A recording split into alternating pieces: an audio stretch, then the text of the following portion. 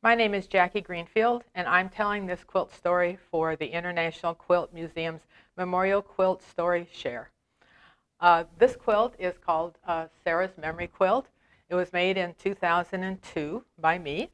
My daughter was died in 1973. She was 3.5 years old. And at that time, I didn't quilt, but I was a sewer and made several of her clothes. And so a lot of these fabrics are left over from that time. I started volunteering at the Quilt Center in 1997, and shortly after that, we were working on a quilt. It was called Hattie Burdick's quilt, and I'd never seen anything quite like it. It was called a tile quilt, and thought, well, maybe I could do that, and I could use Sarah's clothes. And so that's what this is, and it's called a tile quilt because between each block, these are appliqued on, is a little grout line, what we call, and so it just separates things.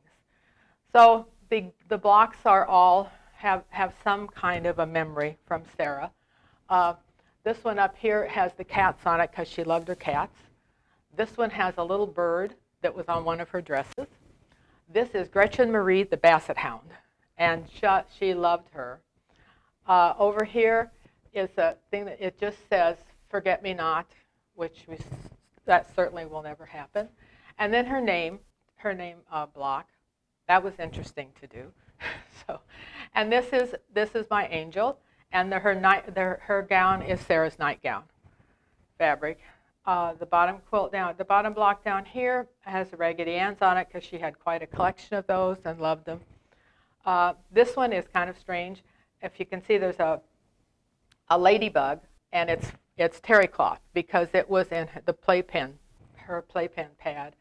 And this one is got balloons on it. This was her coat. This was her dress. And it has the name Tom. Tom is her brother.